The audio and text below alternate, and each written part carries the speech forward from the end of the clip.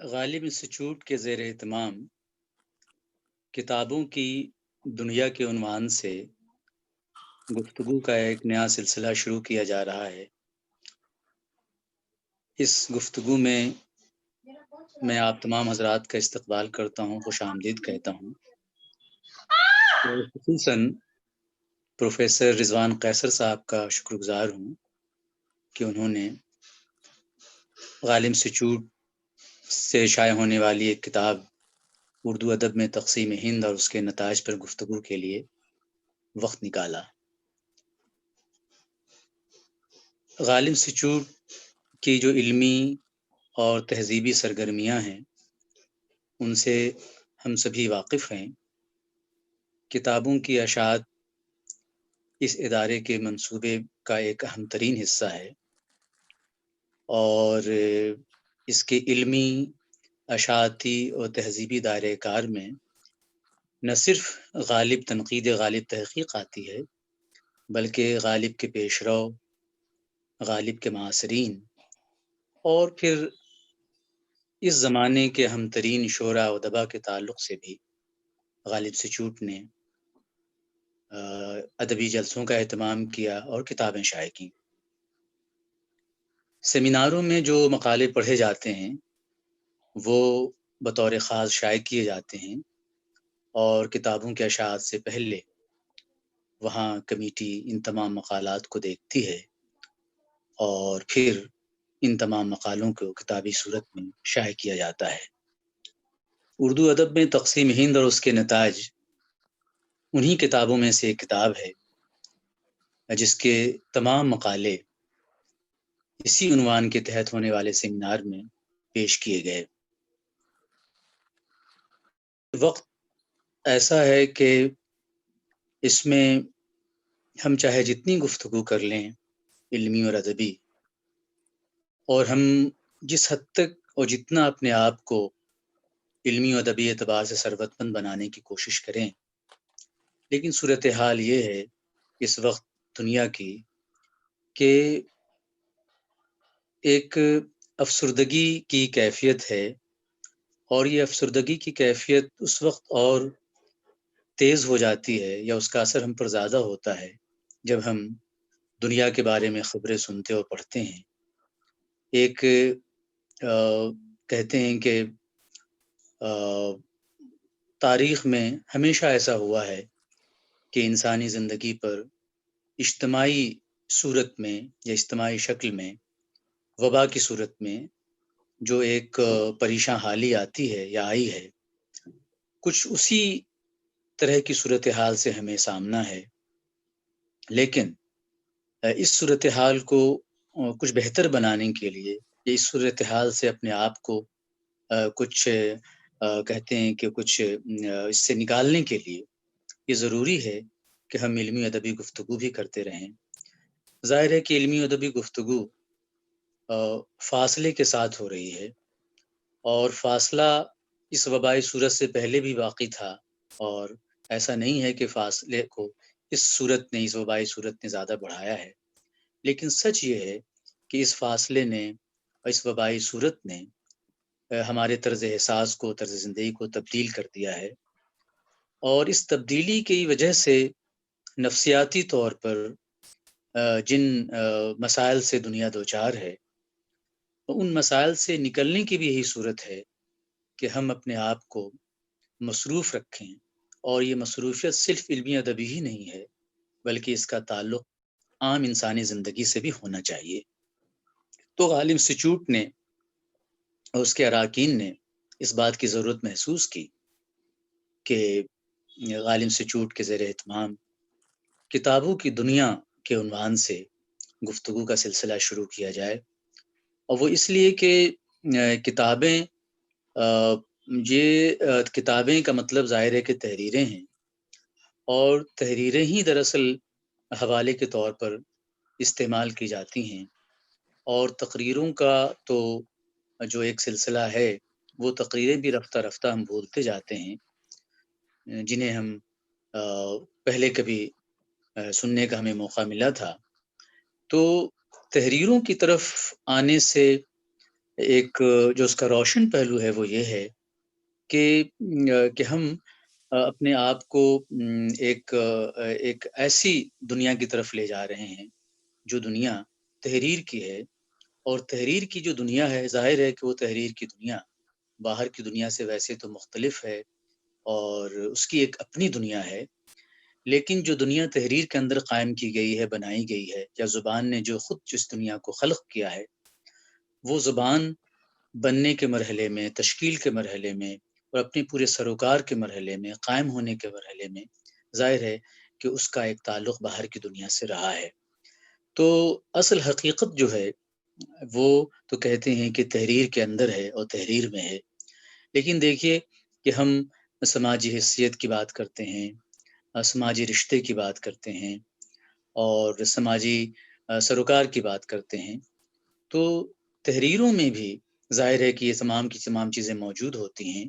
اور لکھنے والا ان تمام سروکاروں کے ساتھ بھی لکھتا ہے، لیکن جب کوئی چیز تحریر میں تحریر میں آ جاتی ہے اور تحریر کی شکل اختیار کر لیتی ہے،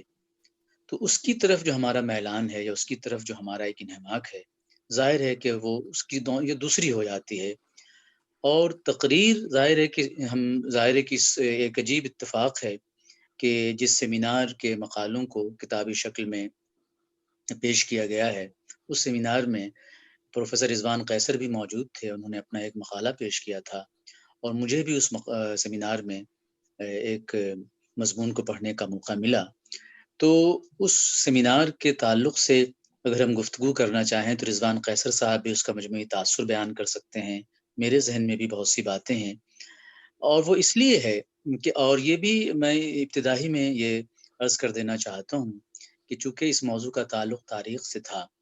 اور تاریخ کے بھی ایک ایسے دور سے تھا، ایک ایسے دورانیے سے تھا جو ہمیں بہت خوش کرنے والا نہیں ہے۔ میں نے جس افسردگی کی بات کی تھی دنیا کے حالات کے پیش نظر، تو اس افسردگی کا رشتہ تو ہماری ہمعصر صورتحال سے ہے، آج کی صورتحال سے ہے، اور جس افسردگی کا اظہار یا جو افسردگی یہاں پوشیدہ ہے اس موضوع میں یا اس کتاب کے اندر یا اس کے مباحث میں، اس کا تعلق تاریخ سے ہے۔ تو تاریخ کی افسردگی، تاریخ کی جو کہنا چاہیے کہ دریدہ منظری ہے، تاریخ میں جو انسانی زندگی پر جو ایک طرح سے قیامت گزری ہے، اور خصوصاً تقسیم ہند کے نتیجے میں انسانی زندگی کی جو پامالی ہوئی ہے، آپ اگر اس کا تصور کریں، اس کے بارے میں غور کریں، لٹریچر کو جمع کریں اور اپنے آپ کو ذہنی طور پہ تیار کریں، تو یہ ایک اتنا مشکل مرحلہ ہوتا ہے علمی ادبی طور پر گفتگو کرنا، اور ایک کہنا چاہیے کہ ایک دانشورانہ پوز کے ساتھ اس کے بارے میں ایک ڈسکورس قائم کرنا، یہ ایک بالکل الگ چیز ہے، اور اس لٹریچر اور اس تاریخ کے اس پورے جس کو کہتے ہیں کہ اس کے ذریعے جو ایک ہسٹری کا جو ایک پورا کہنا چاہیے کہ جو کتابیں وجود میں آئیں، جو لٹریچر پیدا ہوا، اگر اس کا تصور کریں تو ظاہر ہے کہ سوائے افسردگی کے اور کچھ حاصل نہیں ہوتا ہے۔ اور یہ افسردگی کیوں ہے؟ اس افسردگی کا جو بنیادی رشتہ ہے وہ انسانی زندگی کی پامالی سے ہے اور انسانی اقدار کی کہنا چاہیے کہ اس کے احترام نہ کرنے سے ہے۔ تو لٹریچر میں اور تاریخ میں جو ایک رشتہ ہے، اس رشتے پر یہ بہت گفتگو کا موقع نہیں ہے۔ پروفیسر رضوان قیصر صاحب جو اس موضوع پہ گفتگو کریں گے تو آپ کو ادب اور تاریخ کے رشتے پر بھی روشنی آپ کو سمجھ میں آئے گا کہ ادب و تاریخ کا رشتہ کیا ہے، اور کہاں تاریخ جو ہے وہ ایک فاصلے سے ادب سے مکالمہ کرتی ہے، اور ادب کس طرح سے تاریخ سے الگ ہو جاتا ہے اور پھر اس کی ایک اپنی ایک دنیا قائم ہو جاتی ہے۔ لیکن آپ یہ دیکھیں کہ جس کو ہم تقسیم کا ادب کہتے ہیں، اور یہ تقسیم کا ادب اس پر بہت سی گفتگو ہو چکی ہے، اور جس کو ہم پارٹیشن لٹریچر کہتے ہیں، کہا جاتا ہے کہ پارٹیشن نے ہمیں انتظار حسین کا افسانہ دیا اور ناصر کاظمی کی شاعری دی۔ تو یہ جو تقسیم کی وراثت ہے، یا کہنا چاہیے کہ جو تقسیم کا ادب ہے، تو پروفیسر رضوان قیصر صاحب سے ویسے بھی جب کبھی گفتگو کا موقع ملا اس سیمینار کے بعد بھی، تو یہ بات اس سیمینار میں بھی آئی تھی کہ وہ لٹریچر یا وہ شاعری یا فکشن کا وہ نمونہ یا وہ حوالہ جس کو ایک مقتدرہ کی حیثیت حاصل ہو گئی ہے،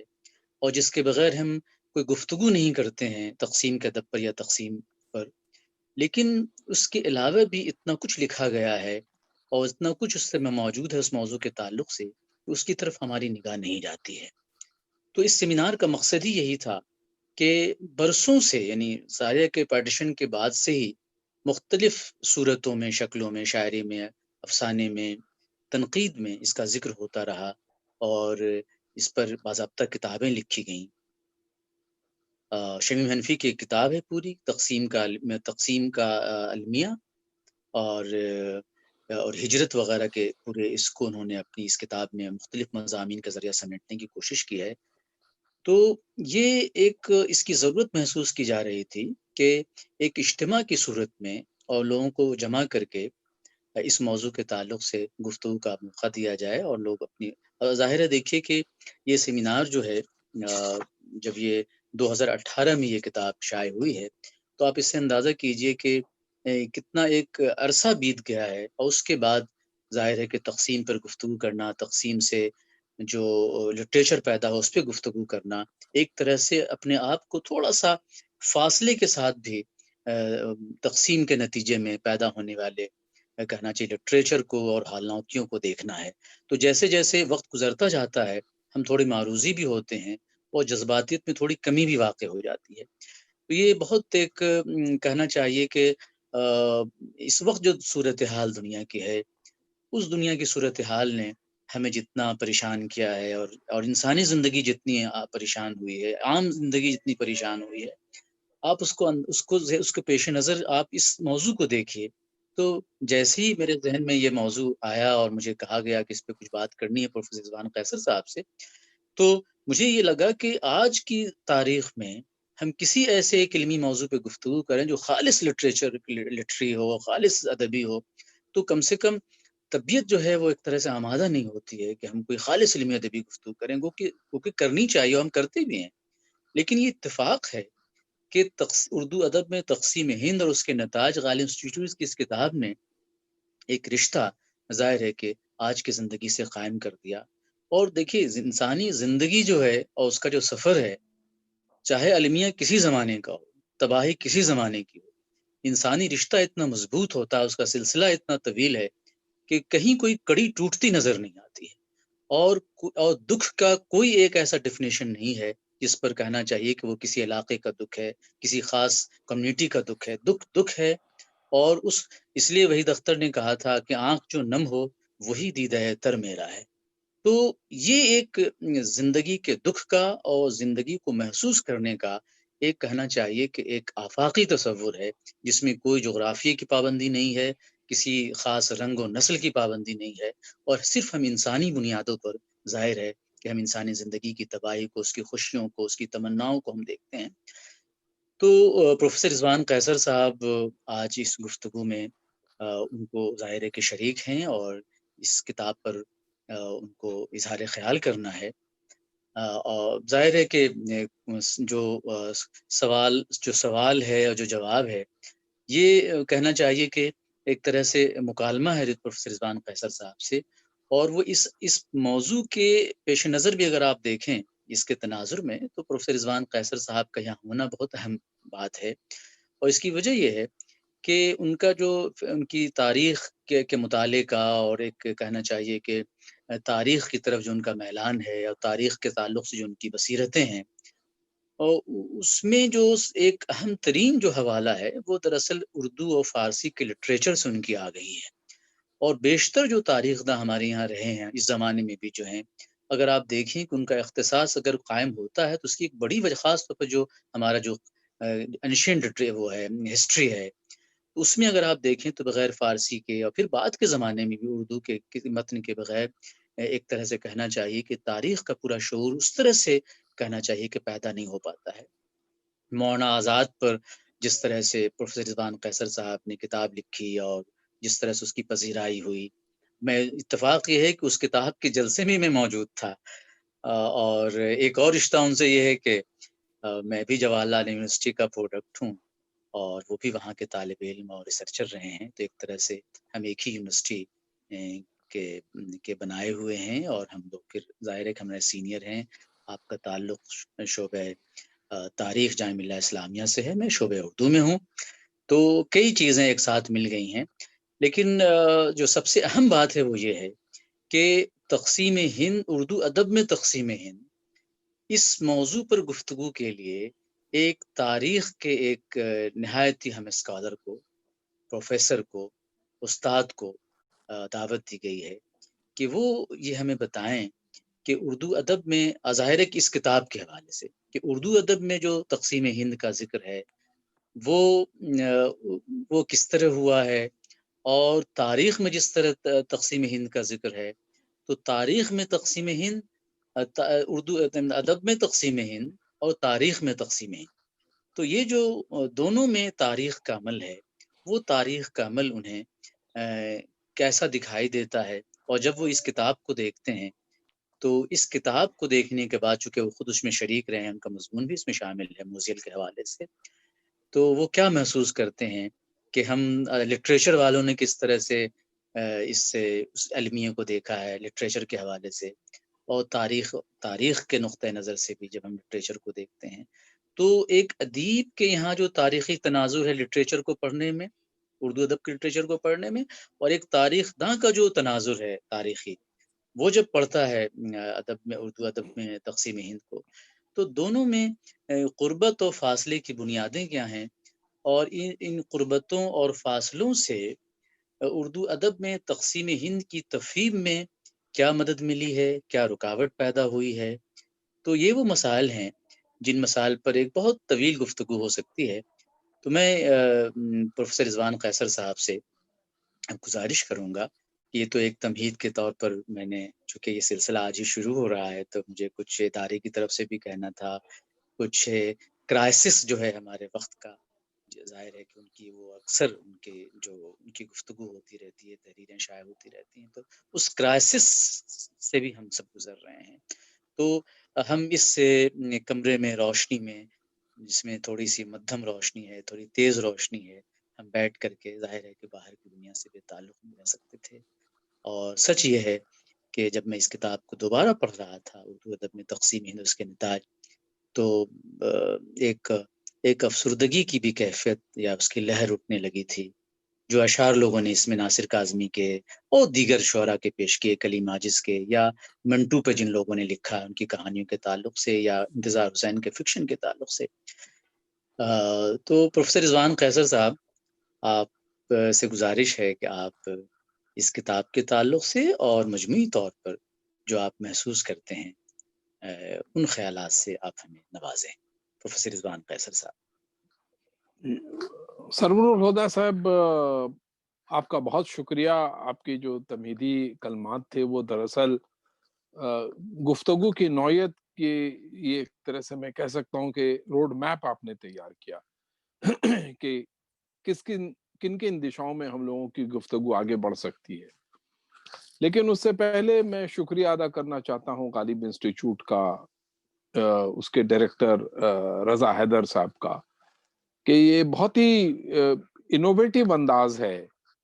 کہ آپ سیمینار کرائیں، سیمینار کی پروسیڈنگز جو ہے وہ مقالے آپ شائع کریں، اور پھر اب گفتگو کا ایک ایسا سلسلہ رکھیں. آج کی تاریخ میں ہمارے پاس ایسی ٹیکنالوجی موجود ہے جس کی مدد سے ہم دنیا کے ان تمام سارے خطوں تک پہنچ سکتے ہیں منٹوں میں، جہاں سیمینار کی بات نہ پہنچی ہو اور سیمینار کے مقالے ان کی نگاہوں سے نہ گزرے ہوں، لیکن اس گفتگو کے ذریعہ کچھ باتیں وہاں تک پہنچے گی. اچھی بات ہے کہ گفتن نشستن برخاستن سیمینار کا جو ایک مزاج ہوتا ہے، ایٹ میٹ اینڈ ریٹریٹ انگریزی میں اسے کہتے ہیں، اس سے الگ ہٹ کر کے غالب انسٹیٹیوٹ کا ایک مزاج ہے کہ مقالوں کو وہ شائع کرتے ہیں. اور ظاہر سی بات ہے کہ جو گفتگو ہے جب وہ ریکارڈ پہ آ جاتی ہے تو اس گفتگو کی اپنی ایک زندگی ہو جاتی ہے، اس کو ایک لائف ملتی ہے، 5 سالوں کے لیے، 10 سالوں کے لیے، یا ایٹرنیٹی کے لیے اس کو ایک زندگی ملتی ہے. اور ظاہر سی بات ہے کہ ہمارے جو بھی قاری اور قارئین تیار ہوتے ہیں وہ تاریخ بھی سمجھتے ہیں، ادب بھی سمجھتے ہیں، اور پھر اس کی مدد سے اپنی ایک نئی سمجھ پیدا کرتے ہیں. اور یہ چیز، یہ موقع ہمیں غالب انسٹیٹیوٹ فراہم کرتا ہے. इसके साथ जो दूसरी बात जुड़ी हुई है सरवरुल हुदा साहब, मैं आपकी खिदमत में अर्ज करता हूँ और अपने सामीन के खिदमत में अर्ज करता हूँ कि बहुत दिनों से मैं इस बात पे कुछ कुछ कह रहा हूँ कि जहां जहां भी शोबे तारीख के शोबे हैं, उन शोबों में अदब पढ़ाने का एक बेहतर से बेहतर इंतजाम किया जाना चाहिए, और जहां जहां अदब के शोबे हैं वहां तारीख के पढ़ाए जाने का एक अच्छा इंतजाम करना चाहिए। इसलिए कि जाहिर सी बात है कि तारीख की समझ अदब के बगैर अधूरी है, और अदब की समझ तारीख के बगैर अधूरी है। बल्फाज दीगर आप ऐसे देखें तो नील नदी जब चलती है तो आप देखेंगे कि दो रंगों का इम्तजाज वहां मिलता है, एक हल्का सा सफेदी लिए हुआ और एक हल्का सा स्याही लिए हुआ है, लेकिन वो दोनों, अब एक नदी है और दो पानी है। देव प्रयाग एक जगह है उत्तराखंड में, अगर आप वहां देखें तो अलकनंदा और भगीरथी मिलती है दो अलग अलग रंगों में, और वहां से फिर गंगा बह के निकलती है। मैं अदब और तारीख दोनों के रिश्ते को इसी तरह से समझता हूं कि तारीख बड़े कोल्ड फैक्ट्स के साथ डील करता है, यानी जो हमारे हिस्टोरिकल फैक्ट्स हैं वो कितने सर्द हो सकते हैं, स्टैटिस्टिक्स में वो चीजें बदल जाती हैं। जैसे आपने जाहिर सी बात है कि तकसीम हिंद की बात करी, हजारों और लाखों लोग दरबदर हो गए और मौत के घाट उतार दिए गए, असमत दरी हुई, पता नहीं क्या क्या हुआ। जब हिस्ट्री पढ़ेंगे तो वो कैफियत आपके दिलो दिमाग में पैदा नहीं होगी जब आप अदब का कोई अच्छा सा पारा, कोई नमूना, मंटो की कहानी, राजेंद्र सिंह बेदी और इंसान मर गया, रामानंद सागर, ऐसे तमाम सारे लोगों को जब पढ़ना शुरू करते हैं तो आपको ये लगता है कि खुदारा ये भी हुआ था हमारे बीच। हम वही इंसान हैं जो इतने वहशी हो सकते हैं, और किसी भी वहशी जानवर से बदतर। कैफी आजमी बहुत साल कबल, जब आपने जेएनयू का जिक्र किया सरवर साहब, मैं आपको बताऊं, मैं वहां रिसर्च स्कॉलर था, तालिब इल्म तो ना कहूंगा, अपने आप को रिसर्च स्कॉलर था। कैफी आजमी साहब आए हुए थे जेएनयू, और वहां उन्होंने अपनी सारी बातों के दरमियान एक और बड़ी मजेदार बात कही कि इंसान अपनी अजमतों की बुलंदियों को जब चढ़ता है तो उसकी इंतहा नहीं होती है, लेकिन जब गिरता है तो फिर गिरता ही चला जाता है कि उसकी भी गहराई को तय करना बड़ा मुश्किल हो जाता है। बहैसियत इंसान के हम वही लोग हैं जो 1947 में भी थे, बहैसियत हिंदू के, बहैसियत मुसलमान के, सिख के, इसमें तो ईसाई शामिल नहीं होते हैं, पार्टीशन से जुड़ा हुआ मामला है। लेकिन अगर हिंदू, मुसलमान और सिखों को अगर आप देखें, 47 में भी हम वही थे, आज भी यही हैं। और आपको मैं मजेदार बात बताता हूँ कि आज से कुछ एक साल कबल गुरु नानक देव यूनिवर्सिटी के किसी काम के सिलसिले से मैं अमृतसर गया था, और जाहिर सी बात है अमृतसर गया तो वहाँ जो गोल्डन टेम्पल है उसको देखना, और उसी के बगल में जलियांवाला बाग, जहां इतना बड़ा सानहा 1919 में हुआ था, उसको भी देखना मेरे लिए जरूरी था। उसको देखने के बाद मैं वाघा बॉर्डर गया, 25 किलोमीटर का फासला है जलियांवाला बाग की जगह से, और मैंने कहा कि ये इतना कम फासला 1919 में हिंदू, मुसलमान और सिख इकट्ठे अपना खून बहा रहे हैं मुल्क की आजादी के लिए। 1947 में ये तीनों सब एक दूसरे का खून बहा रहे हैं, इतने दौर में बदला क्या?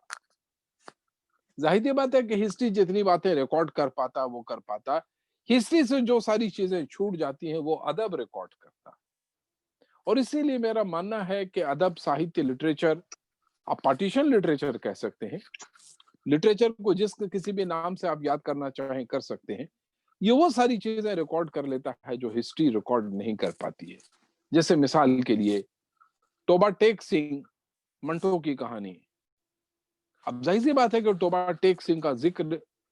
कोई भी हिस्टोरियन उस तरह से फैक्ट जमा कर ही नहीं कर सकता है जिस तरह से बिशन सिंह और जो दूसरे तमाम सारे किरदार हैं टोबा टेक सिंह के अंदर। वो तमाम सारे लोग अपने जज्बात और एहसासात, वो बज़ाहिर पागल हैं, नीम पागल हैं, पर उसमें से میرے خیال میں کوئی بھی پاگل نہیں ہے، بلکہ جو وہ پاگلپن ایک وحشیانہ سیاست جس کے نتیجے میں ہندوستان کی تقسیم ہم لوگوں کو دیکھنے کو ملی، اس کے بارے میں ذکر کرتا ہے۔ اور آپ نے میری شمولیت اس سیمینار میں ہونے کا ذکر کیا،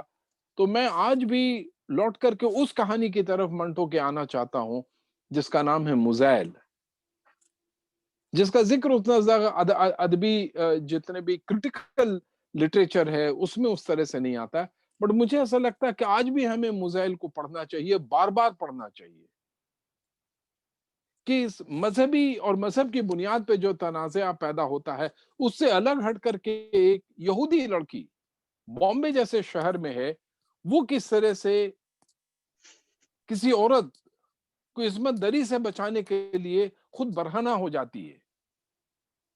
پھر وہ گر جاتی ہے، مر جاتی ہے، لوگ اس کے برہنہ جسم کو دیکھ رہے ہیں، ٹھیک اسی طریقے سے جیسے افرازل کو راجستھان کے شہر میں زندہ جلا دیا گیا اور اس کا ویڈیو بنایا گیا اور اس ویڈیو کو لوگوں نے دیکھا۔ کہیں نہ کہیں انسان جب وحشی ہوتا ہے تو وہ وحشی انسان آج بھی ہو رہا ہے، وہ انسان وحشی 1947 میں بھی ہو گیا تھا۔ کچھ چیزیں ہسٹری ریکارڈ کرتی ہیں، باقی چیزیں ادب ریکارڈ کرتی ہے۔ ہسٹری کے سمجھ خاص طور سے پارٹیشن کے سلسلے سے میں یہ کہہ سکتا ہوں سرور صاحب، نامکمل ہے جب تک اس شخص نے پورے ادب کا مطالعہ نہ کیا ہو، اس لیے کہ ادب تو وہ تمام ساری چیزیں ریکارڈ کرتا چلا جاتا ہے جو ہسٹورین کے لیے اس کا کوئی معنی نہیں ہے یا اس کا کوئی سورس نہیں ہے۔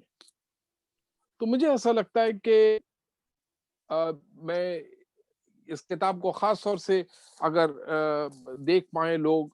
کہ اردو ادب میں تقسیم ہند اور اس کے نتائج، آئی تھنک ایک بہت ہی اہم موضوع پر یہ سیمینار کرایا گیا، اور جو مضامین اس میں شائع کیے گئے وہ مضامین اور زبانوں میں بھی اگر ٹرانسلیٹ ہو کر کے لوگوں تک پہنچے تو ایک بہتر بات ہوتی، تاکہ صرف اچھا ایک اور سانحہ ہے، ایک اور سانحہ یہ ہے کہ پارٹیشن سے متاثر علاقے کون کون ہیں۔ جیسے مثال کے لیے ہم اس میں جتنے بھی آپ کہانیاں دیکھیں گے وہ تمام سارے رائٹر، شاعر، ناول نگار ہیں جنہوں نے اردو میں لکھی، بنگلہ میں بھی لکھی لوگوں نے، لیکن اس کی رسائی ہم تک نہیں ہو پاتی ہے۔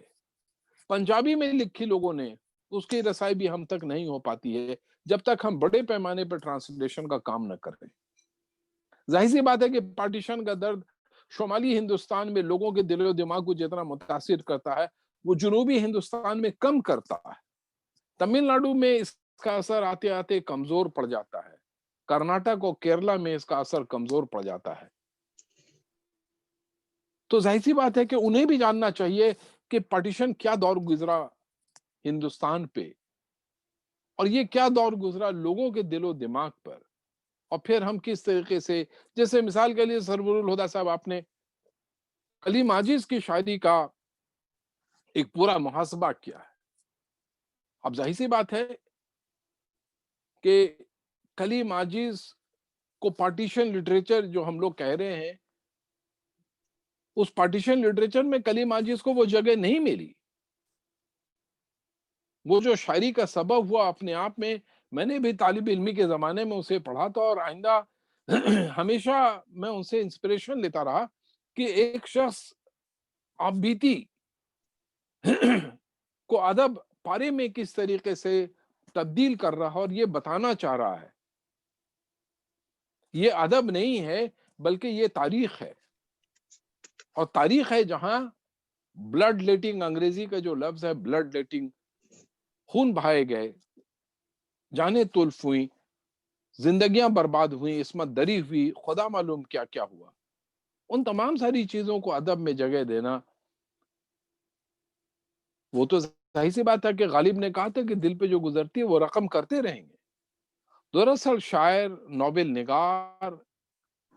افسانہ نگار بنیادی طور پہ جو دل پہ گزرتی ہے، بٹ وہ صرف ان کے دل پہ نہیں گزرتی ہے، وہ اپنے وقت کے بڑے حساس لوگ ہوتے ہیں جو واقعے کو بہت گہرائی سے محسوس کرتے ہیں، دل و دماغ میں اتارتے ہیں، اور پھر اس کے ذریعہ وہ جب وہ سارے احساسات جب قلم تک پہنچتے ہیں तो अदब पारे की शक्ल में हमारे आपके सामने देखने को मिलते हैं। तो ज़ाहिर सी बात है कि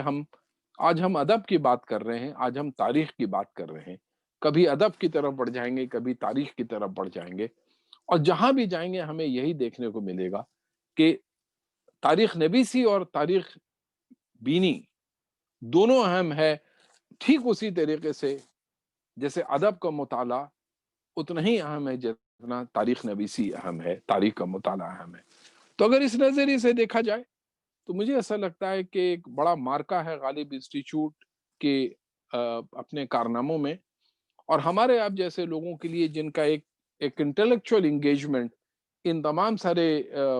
तारीखी वाक़यात और ख़ास तौर से अदब के मैदान में तारीखी वाक़यात का जो मुहासबा है वो करने में, तो मुझे ऐसा लगता है कि एक बड़ा मार्का है, और हम इसे बहुत ही रिस्पेक्ट की निगाह से देखते हैं। जी। शुक्रिया रिज़वान कैसर साहब।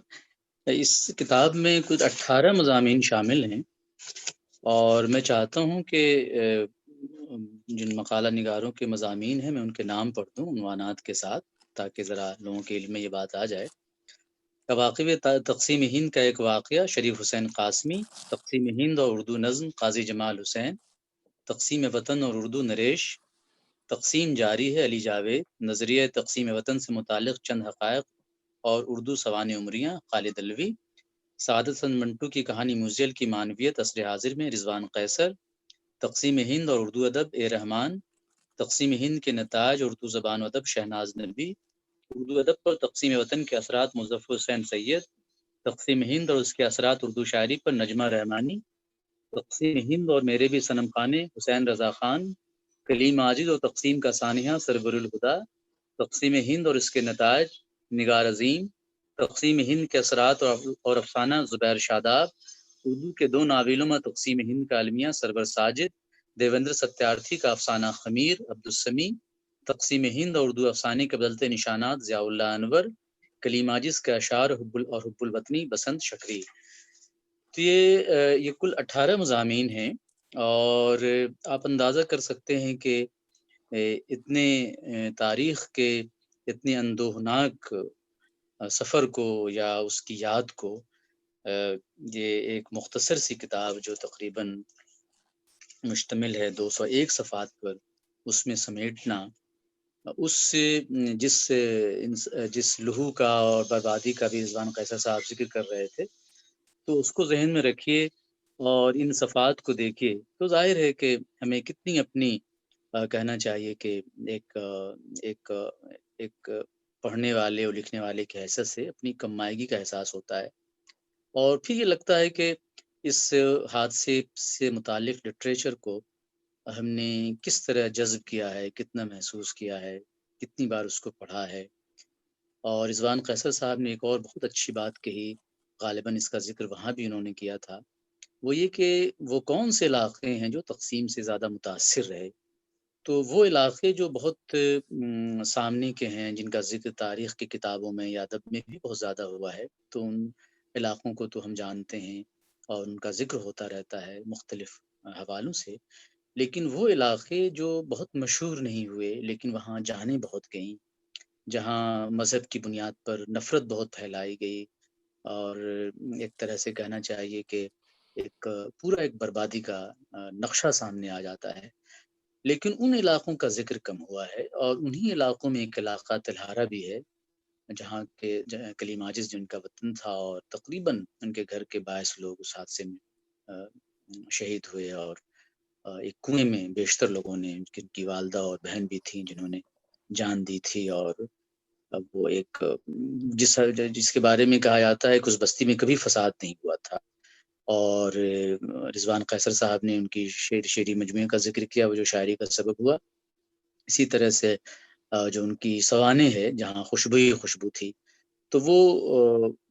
उसका जो ताल्लुक़ है, वो एक तरह से कहना चाहिए कि उस मुश्तरका तहज़ीब से भी है, जिसके हम सब लोग कहना चाहिए कि एक तरह से उसी पर हमारा एक भरोसा और एतमाद है। और फिर एक पार्टीशन से पहले, पार्टीशन के बाद, तो वो एक अकेली ऐसी सवानें उर्दू में है, جس کا براہ راست تعلق کہنا چاہیے کہ تقسیم سے بھی ہے اور مشترکہ کلچر سے بھی ہے، لیکن ظاہر ہے اس کا بھی ذکر کم ہوتا ہے۔ پھر اس کتاب میں جو خمیر افسانہ ہے ان کا، دیویندر ستارتھی کا، تو عبدالسمیع نے اس افسانے کا ذکر کر کے بھی اس خلا کو پر کرنے کی کوشش کی ہے کہ صرف منٹو کا ذکر ہم کرتے ہیں، مطلب ہمیں کرنے میں ظاہر ہے کہ بہت ہوا ہے، اور ایک کہانی کا تو خود موزیل کا تجزیہ انہوں نے کیا ہے رضوان قیصر صاحب نے، جو اس کتاب میں بھی شامل ہے۔ تو وہ خمیر ہے دیویندر ستارتھی کا افسانہ۔ اسی طرح سے کچھ اور چیزیں بڑی اہم اس کتاب میں جمع ہو گئی ہیں، اور جیسے خالد الوی صاحب نے ایک بہت اچھے موضوع پر ان کا ایک مضمون ہے کہ اردو میں جو سوانح عمریاں ہیں ان میں کس طرح سے تقسیم کا ذکر ہوا ہے، اور لیکن اس سے پہلے انہوں نے نظریہ تقسیم وطن سے متعلق وہ کچھ بحثیں کی ہیں کہ نظریہ پاکستان کو کس نے پہلی مرتبہ پیش کیا ہے، تو وہ بحث بھی بڑی دلچسپ ہو گئی ہے۔ لیکن سوانح عمریاں ظاہر ایک بنیادی موضوع تو ان کا یہی تھا کہ ان میں کہاں کہاں تقسیم کا ذکر ہے۔ اسی طرح سے اے رحمان صاحب کا جو مضمون ہے وہ بھی کچھ اسی انداز کا ہے کہ یعنی میں یہ کہنا چاہتا ہوں رضوان قیصر صاحب کہ اس میں سے کچھ مقالے ایسے ہیں جن میں وہ مضافات اور علاقے ہیں یا وہ حقائق ہیں جو بہت عام نہیں ہیں یا جن کا ذکر کم ہوا ہے، تو یہ ایک خاص اس کی بات ہے۔ اور میں ایک چھوٹا سا اقتباس پڑھنا چاہوں گا شریف حسین قاسمی صاحب کا، اور پھر میں آپ سے یہ جاننا چاہوں گا رضوان قیصر صاحب کہ اس طرح کا بہت سا ایسا نمونہ ہوگا یا یہ یادداشتیں ہوں گی جو ابھی تک قلمبند نہیں کی گئیں اور جو تاریخ کا حصہ نہیں بنی، اور وہ ایک طرح سینہ بسینہ چلتی رہی ہوں گی یا پھر ان سے کبھی گفتگو کا موقع نہیں ملا ہوگا۔ تو یہ جو شریف حسین قاسمی کا ایک چھوٹا سا مختصر سا مضمون ہے، اور اس میں انہوں نے ایک خاتون کا ایک بیان گویا کہ اپنی ہی زبان میں انہوں نے پیش کیا ہے کہ وہ ان کے والد صاحب سے لوگ ملنے کے لیے آتے تھے، ایک خاتون آ گئیں اور وہ خاتون کی ایک کہانی ہے پوری کہ وہ سبدھر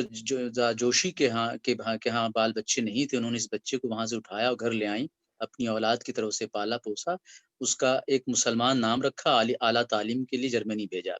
اب یہ دیکھیے، یہ شریف حسین قاسمی لکھتے ہیں، اس عورت کا بیان نقل کرتے ہیں کہ تقسیم ہند کے وقت یہ ایک بالکل زبانی روایت کا رضوان قیصر صاحب حصہ ہے، اورل ٹریڈیشن جس کو ہم کہتے ہیں۔ ظاہر ہے کہ یہ کہیں چیزیں پہلے کہیں ظاہر ہے کہ اس میں نہیں آئیں تحریر میں، تو ایک زبانی جس کو کہنا چاہیے کہ ایک بیان تھا، اس کو انہوں نے ضبط تحریر میں شریف حسین قاسمی نے لایا ہے، اور مجھے یہ خیال ہوا کہ نہ جانے کتنے ایسے بیانات ہوں گے جو محفوظ ہونے سے رہ گئے اور وہ وقت کے ساتھ وہ سمٹ گئے۔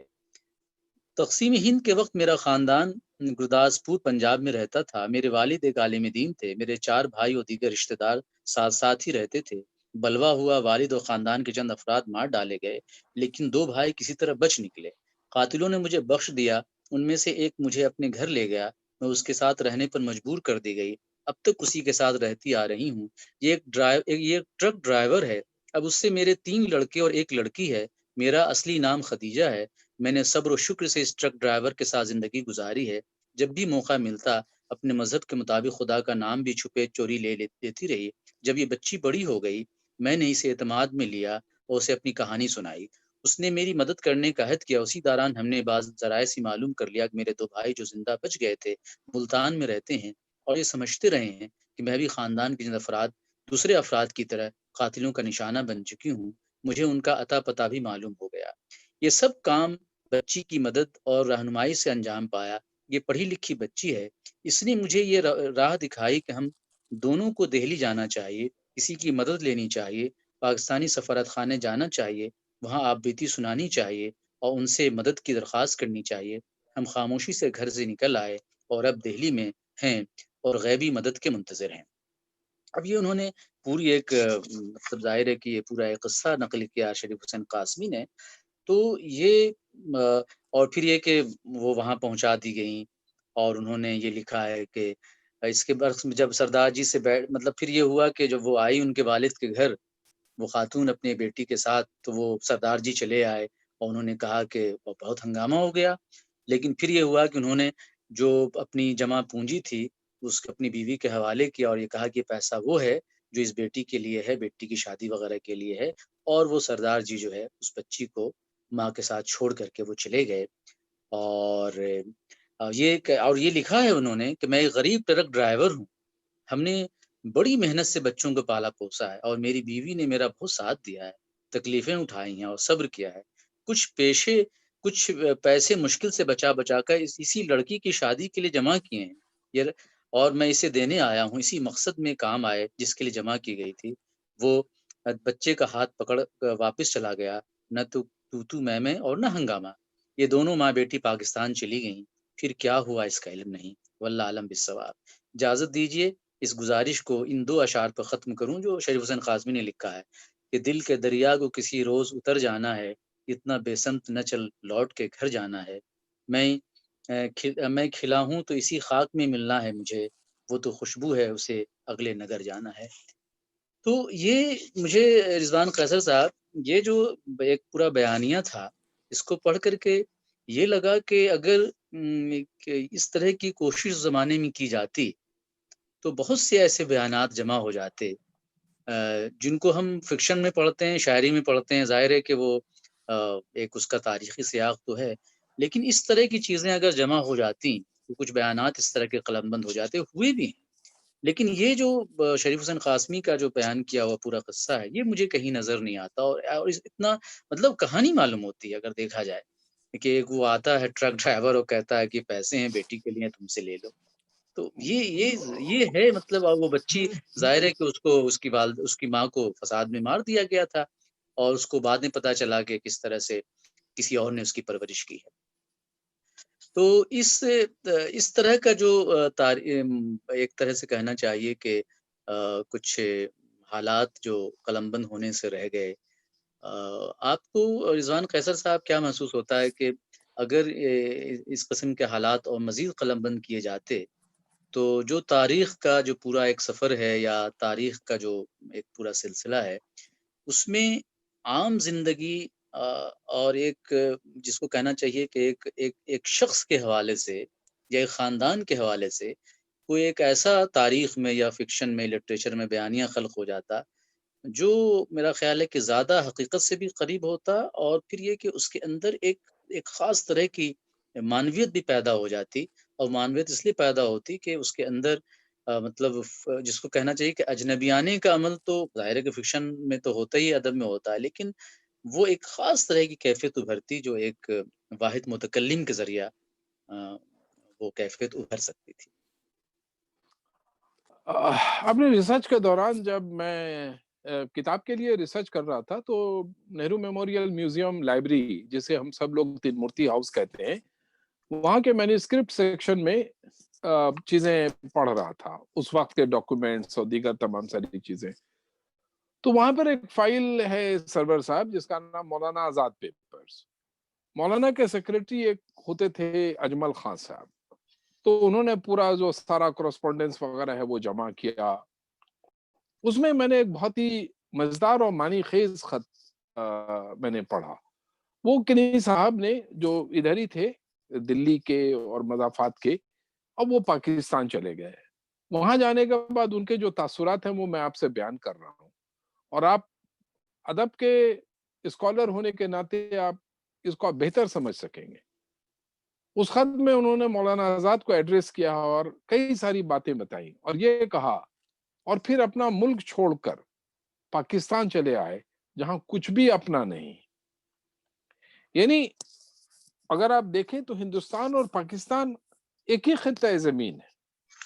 لیکن ہر جگہ کی تہذیب، کلچر، زبان، ادب، کھانا پینا، طور طریقہ سب الگ الگ ہوتا ہے۔ ظاہر سی بات ہے 47 سے پہلے پاکستان ہندوستانی تھا، اور ظاہر سی بات ہے کہ لاہور جو شہر ہے وہ ہندوؤں کا شہر نہیں ہے، مسلمانوں کا شہر نہیں ہے، سرداروں کا شہر نہیں ہے، بلکہ وہ بنیادی طور پر ایک کلچرل شہر ہے جس کے بارے میں ہم سب لوگ واقف ہیں۔ اصغر وجاہت صاحب نے اتنا اچھا ڈرامہ لکھا، پنجابی میں، جنہیں لاہور نہیں دیکھا انہیں جنمیا نہیں۔ اتنا اتنا اہم ہے یہ کہ لاہور ایک کلچرل سینٹر تھا، ایک نالج سینٹر تھا، اور پارٹیشن کے بعد ہم یہ دیکھتے ہیں کہ اب لاہور کا مزاج بدلنے لگا۔ امرتسر جہاں مسلمانوں کی اتنی بڑی آبادی رہتی تھی، امرتسر کا مزاج بدلنے لگا۔ ظاہر سی بات ہے اس ضمن میں اگر آپ ان صاحب کا خط رکھیں جو انہوں نے مولانا آزاد کو لکھا کہ اور اپنا ملک چھوڑ کر پاکستان چلے آئے جہاں کچھ بھی اپنا نہیں ہے، یہ ایک واقعہ نہیں ہے، ہزاروں ایسے واقعات ہیں جہاں لوگوں نے اس کا اظہار کیا کہ ان کو اپنے خطۂ زمین سے، پورے ملک سے ہر کسی کو محبت ہو سکتی ہے، لیکن ملک کے سے بھی پہلے جس جگہ سے محبت ہوتی ہے اس کی خطۂ پیدائش ہے، جہاں وہ پیدا ہوتا ہے، اس کی مٹی سے جو اس کا لگاؤ ہے، کوئی بھی آسانی سے اس کو چھوڑتا نہیں۔ ظاہر سی بات ہے کہ پارٹیشن ان لوگوں کے لیے اتنا بڑا المیہ نہیں رہا، پنجاب میں، سندھ میں، دوسری جگہوں پہ جہاں لوگ پہلے سے رہتے تھے۔ پارٹیشن المیہ بنا ان لوگوں کے لیے جو مہاجر بن گئے، ہجرت کر کے گئے، ہندوستان کے الگ الگ علاقوں سے لوگ ہجرت کر کے گئے، سندھ کے علاقوں میں جا کے بس گئے، کراچی میں بس گئے۔ کراچی کے بارے میں آپ کہہ سکتے ہیں کہ کاسموپولیٹن شہر پہلے سے رہا، بامبے کی طرح، وہاں جا کے بس گئے۔ پھر وہ تمام سارے لوگ جو پنجاب کے علاقے میں جا کر کے بس گئے، زبان ان کی نہیں۔ بہار کے بہت سارے لوگ پاکستان چلے گئے، لیکن ایسٹ پاکستان چلے گئے۔ ظاہر سی بات ہے کہ وہاں نہ تو اردو بولی جاتی ہے، نہ ہندی بولی جاتی ہے، صرف بنگلہ بولی جاتی ہے۔ اور 47 کے وقت آپ ذرا سوچئے ان مسلمانوں کا کیا المیہ رہا ہوگا۔ تو بنیادی طور پر اگر ہم اس طرح سے چیزوں کو اٹھا کر کے دیکھیں، جس کا آپ ذکر کر رہے ہیں شریف الحسین قاسمی صاحب کے اس مضمون میں، جہاں انہوں نے ایک عورت کی زندگی کی رودات اور ایسے بے پناہ کہانیاں سننے کو ملی ہیں، یہ میرے خیال میں شریف الحسن قاسمی صاحب کا بہت بہت شکریہ کہ انہوں نے اپنے اس زمانے کے ایک واقعے کو اس طرح سے ادب میں ڈھال کر کے اس کو ایک پرماننٹ زندگی دے دی۔ لیکن ایسی بہت ساری کہانیاں مل جاتی ہیں جہاں لوگوں کے خطوط ملتے ہیں، چھوٹے چھوٹے مضامین ملتے ہیں، اخباروں میں چھپی ہوئی کہانیاں ملتی ہیں۔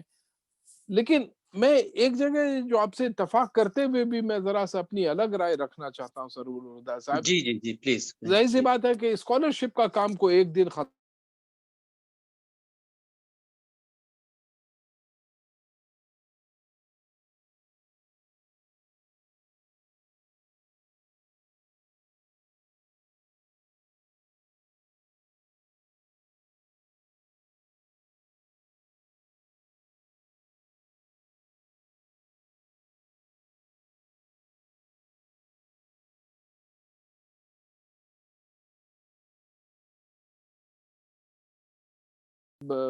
اس کا اپروول چاہیے۔ اپروول آل انڈیا کانگریس کمیٹی میں ہوگا، جس کی میٹنگ بلائی گئی 14 جون 1947 کو۔ جتنے بھی ملک کے بڑے بڑے رہنما ہیں سب لوگ آئے ڈائز پہ، اور انہوں نے کہا کہ فی الوقت یہی سب سے اچھا پلان ہے کہ ملک کو تقسیم کر دیا جائے۔ مولانا آزاد کی بھی باری آئی، اور جب انہوں نے تقریر کی تو انہوں نے کہا کہ معاف کریے گا حضرات، ہندوستان کو تقسیم کر دینے کا پلان کبھی بھی سب سے اچھا پلان نہیں ہو سکتا۔ پھر انہوں نے کہا کہ سب سے اچھا پلان تو کیبنٹ مشن پلان تھا۔ کیبنٹ مشن پلان جو ہندوستان کو ایک کی سیاست کو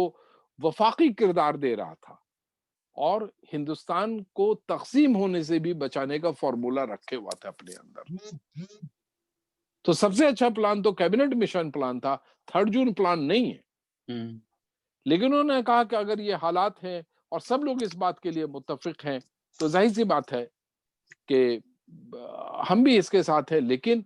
میری نگاہ میں یہ سب سے اچھا پلان نہیں ہے، سب سے اچھا پلان کیبنٹ مشن تھا۔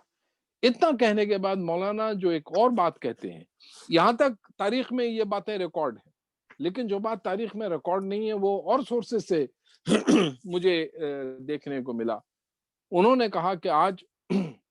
پورا ہندوستان مذہب کے نام پہ بٹ رہا ہے، ہندو اور اسلام مذہب کے نام پر ملک کا بٹوارا ہو رہا ہے، لیکن آج ایک اور لوگوں کا بٹوارا ہو رہا ہے، وہ مسلمانوں کا بٹوارا ہو رہا ہے۔ آج آدھے سے زیادہ لوگ پاکستانی کہلائیں گے، اور آج کے بعد آدھے سے کم لوگ ہندوستانی کہلائیں گے۔ جو مسلمان ہندوستان رہ جائیں گے وہ راتوں رات اپنے ہی ملک میں اجنبی ہو جائیں گے، ان کے اوپر تمام طرح کے الزامات لگائے جائیں گے۔ تب انہوں نے کہا کہ میں اپنی پارٹی کے ممبران اور اپنے ملک کے لوگوں سے یہ کہنا چاہتا ہوں کہ خدا را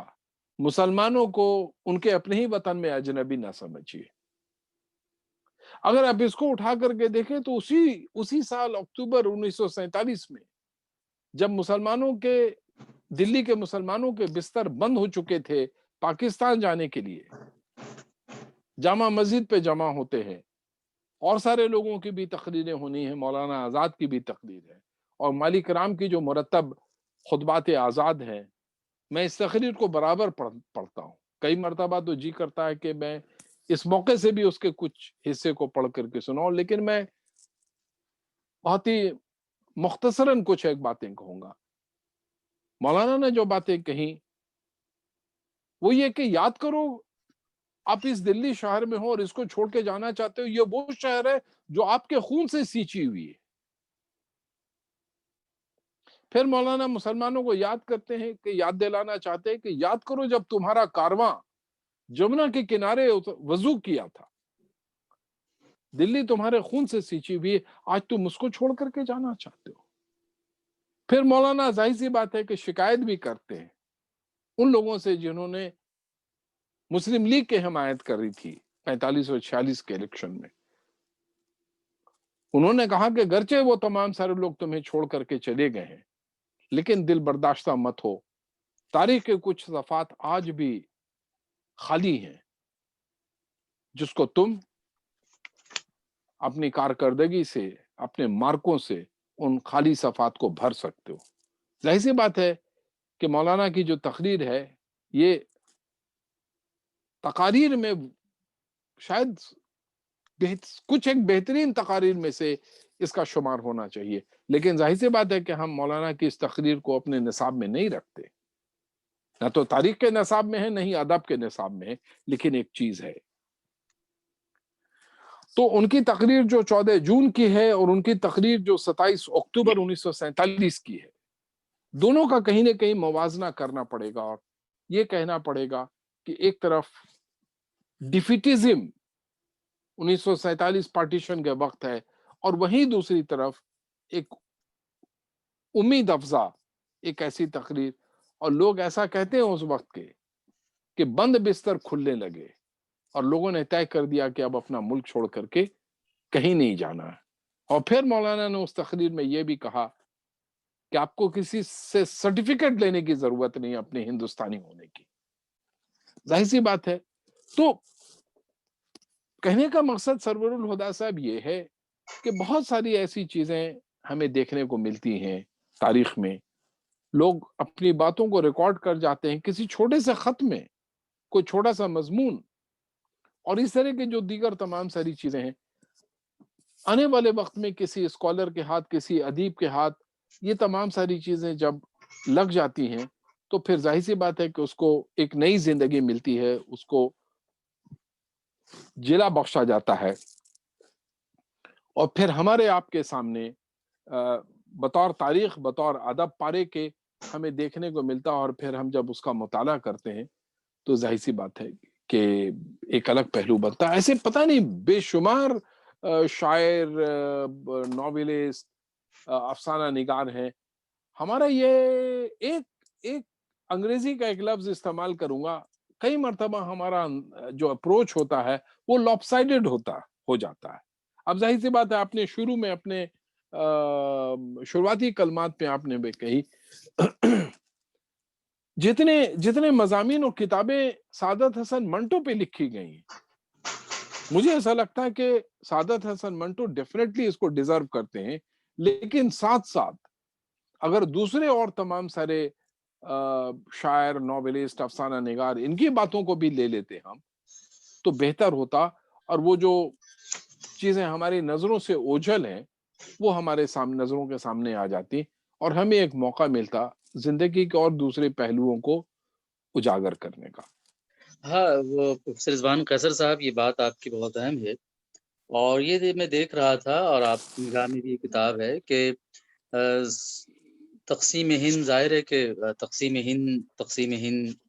اور اس کے ساتھ جو بھی ان کا موضوع رہا مقالہ نگاروں کا، اس میں بعض کہانیاں اور بعض ناولوں کا ظاہر ہے کہ سب نے اس کا ذکر کیا ہے۔ تو اس سے ایک مجھے یہ لگتا ہے کہ سب کی نظر جو ہے یکساں طور پر کچھ ناولوں پر اور کچھ افسانوں کی طرف جاتی ہے تقسیم ہند کے حوالے سے، اور یہ کوئی ایسی حیرت کی بات نہیں ہے اور نہ اس پر کسی طرح کا کوئی اعتراض ہونا چاہیے۔ لیکن مشکل یہ ہوتی ہے کہ ایک ہی طرح کی بات جب آپ مختلف کہانیوں کے بارے میں تقسیم کے تناظر میں یا ناولوں کو پڑھتے ہوئے ایک ہی طرح کی بات جب آپ تجزیہ و تفہیم میں پڑھتے ہیں، تو یہ لگتا ہے کہ اب کوئی اس تناظر میں اب کوئی نئی بات شاید ہمارے پاس کہنے کے نہیں رہ گئی ہے۔ تو ایک طرح سے کوئی اس کی ری وزٹ بھی ہم اس کو نہیں کر سکتے ہیں۔ تو یہ پوری کتاب میں نے ایک نظر اس پر ڈالی، اور تو یہ ایسا جو آپ کہہ رہے تھے ابھی کہ کچھ اور چیزیں ایسی شامل ہو جاتی۔ اچھا، یہ ہوتا یہ ہے کہ موضوع تو ہم خود طے کرتے ہیں اور ادارہ دے دیتا ہے موضوع کہ آپ ان میں سے کسی اور موضوع کو منتخب کر لیں، لیکن یہ کہ پورے مضمون میں کوئی ایک بات بھی ایسی آ جائے نا کہ جس سے یہ لگے کہ ایک بات ایسی کہی جا رہی ہے جو اس سے پہلے نہیں کہی گئی، یا یہ پھر کہ اس بات کو وہ بات پہلے کہی گئی لیکن اب اس میں کوئی ایک اضافہ بھی کیا گیا ہے، اس کے اندر کوئی ایک نیا پہلو آ گیا ہے، تو اس کی بھی تھوڑی کمی کا احساس ہوتا ہے۔ اور یہ لگتا ہے کہ شاید جو ایک موضوع کا جو پورا ایک وہ تھا، جو اس کا ایک دباؤ تھا فکری، لسانی، تہذیبی، وہ سارا دباؤ جو ہے رفتہ رفتہ کہنا چاہیے کہ ہم نے اس دباؤ کو کم کرنے کے لیے اور اس دباؤ سے باہر نکلنے کے لیے شاید یہ ہم نے ایک صورت نکالی کہ وہ باتیں تکرار کے ساتھ کہی جائیں یا انہی باتوں کو دہرایا جائے جو عام طور پر ذہنوں میں پہلے سے بیٹھی ہوئی ہیں یا محفوظ ہیں۔ تو یہ ایک شاید اس کا سبب جو مجھے محسوس ہوتا ہے وہ یہ ہے کہ ایک ایک پہلے سے ایک طے شدہ نظام قرأت کا اور ایک طے شدہ ایک طریقہ کار کہ اس میں رہ کر کے ہی بات کریں گے اور ایک طے شدہ نتیجہ ہی ہم اخذ کریں گے جو ہماری فائنڈنگ ہوگی۔ تو یہ ایک شاید اس کا سبب یہ بھی ہے کہ تاریخ کو سامنے رکھ کر کے تاریخ کے حقائق کو ایک طرح سے اس کی خانہ بندی بھی کہ یہاں پر سیاست ہے، یہاں پہ رنگ ہے، یہاں پہ نسل ہے، یہاں پہ مذہب ہے، اور یہ ساری چیزیں ایک طرح سے لیکن شاید ادب میں کیا شاید نہیں بلکہ یقینی طور پر کہ تاریخ میں تو ایسا کر سکتے ہیں، ادب میں یہ ممکن نہیں ہوتا ہے۔ اور آپ کی بھی جو خلش تھی وہ یہی تھی کہ ذرا کچھ اور چیزیں بھی شامل کر دی جاتی تو تھوڑی سی اس کے اندر وسعت پیدا ہو جاتی، کیونکہ موضوع اتنا اہم ہے اور یہ پہلی بار اس نام سے کتاب آئی تھی، تو اس میں کچھ اور چیزیں مثلا سر رضوان قیصر صاحب،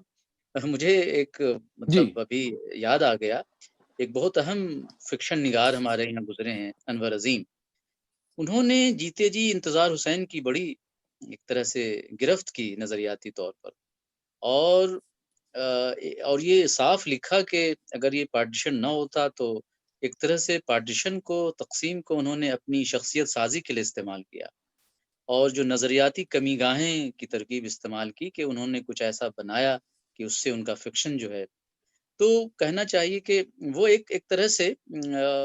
وہ کہتے یہ ہیں کہ اس پورے اس انسانی تباہی کو، اس کے منظرنامے کو انتظار حسین نے فکشن میں ایک طرح سے اس کو ایک اپنے لیے استعمال کیا۔ خیر ایک دوسری بات ہے، اس کو ہم اس طرح سے نہ کہیں، لیکن یہ کہ ایک انتظار حسین اتنی بڑی انڈسٹری بن گئے پورے تقسیم کے حوالے سے کہ اب وہ کوئی اچھا حیرت کی بات یہ ہے کہ اس میں مجھے کہیں اس طرح سے انتظار حسین کا ذکر ہی نہیں نظر نہیں آیا جو ہوں، ہونا چاہیے تھا عام طور پر اس میں۔ آگے سمندر ہے، آپ اس کا ذکر کر رہے تھے کراچی کا، جو لوگ بہار سے خاص طور پہ آباد ہوئے، تو اس میں ایک مجو نام کے ایک کردار ہے جو اس کا یہی کام ہے کہ وہ ادھر کی ادھر کرتا رہتا ہے، اور ایک عجیب و غریب کردار ہے، وہ کریکٹر ہے، اور وہ کراچی جو ہے وہ لگتا ہے کہ تبدیل ہی نہیں ہوا، آج بھی ویسے ہی کراچی ہے وہ۔ تو اب وہ ظاہر ہے کہ لیکن اس کا بھی ذکر ہم نے اس میں اس طرح سے نہیں دیکھا کتاب میں کہیں پر، اور خاص طور پر جو آپ نے بات کہی علاقوں کے بارے میں کہ چھوٹے چھوٹے جو پاکٹس مطلب اس طرح کے ہیں، اگر وہاں کنسنٹریٹ کیا جاتا، وہاں جو کوئی ایک ایسا ٹیکسٹ پیدا ہوا تھا اردو میں یا ترجمے کے ذریعہ، اس کو پھر ڈسکورس کا حصہ بنایا جاتا،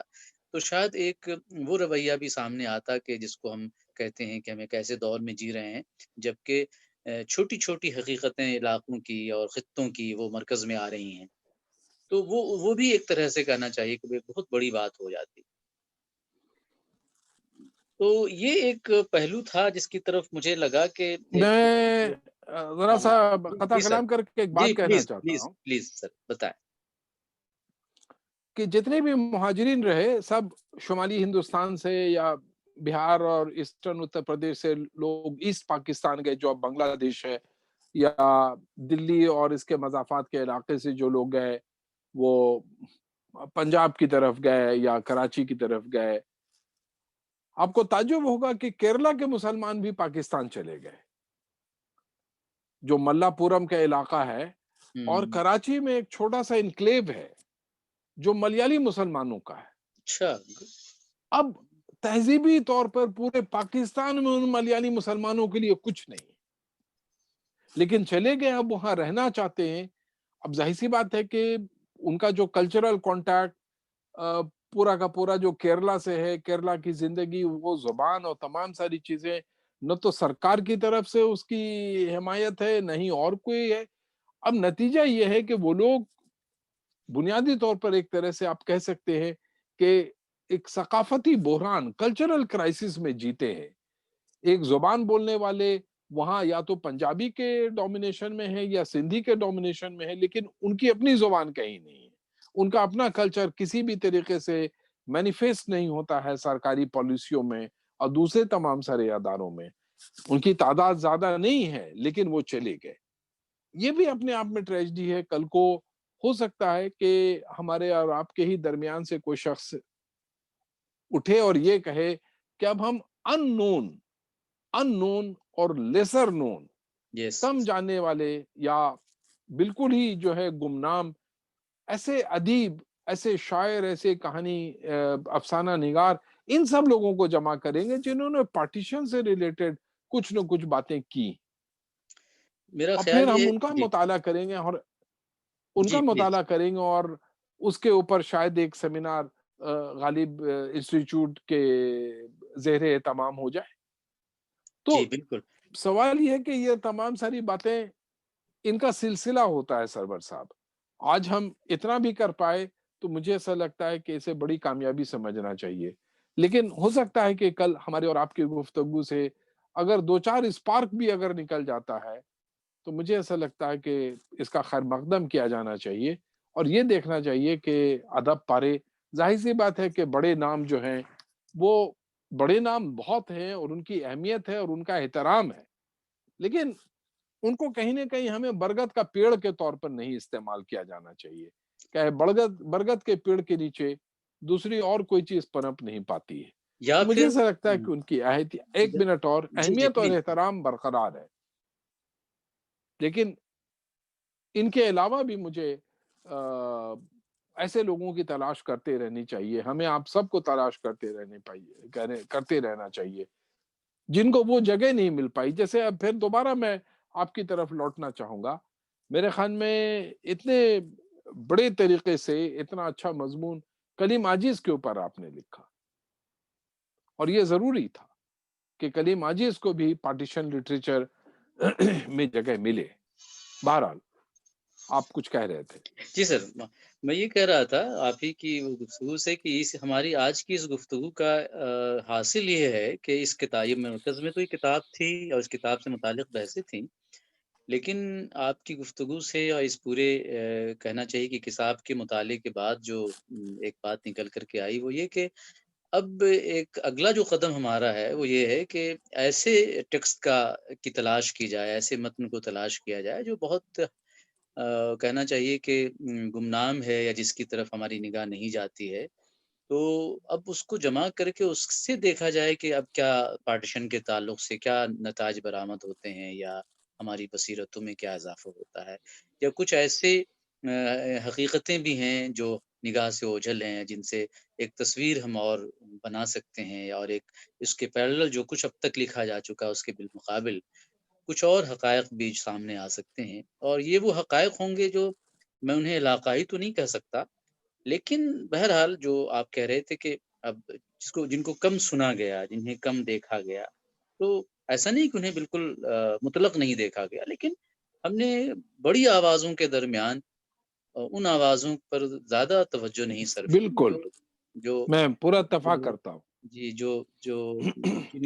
جن کا ذہن، جن کی تخلیق کیا، جن کی بصیرت کوئی معمولی نہیں تھی، یا ایک علاقے میں ہو کر کے ان کے یہاں جو چیزیں آ سکتی تھیں وہ آئیں، تو ہمیں اس سیاق میں بھی چیزوں کو دیکھنا چاہیے۔ تو یہ آج کی گفتگو کا میرا خیال ہے کہ بہت ایک اہم پہلو نکل کر کے آیا ہے، اور دائرے کے ادارے میں یہ گفتگو محفوظ ہوگی، لوگ اس کو سنیں گے بار بار، یا جب بھی ان کو لگے گا کہ اس موضوع پر رضوان قیصر صاحب سے کوئی گفتگو ہوئی تھی تو اس سے ہمیں کوئی روشنی ملے گی۔ ایک آخری بات جو سر میں ذکر کرنا چاہتا ہوں وہ یہ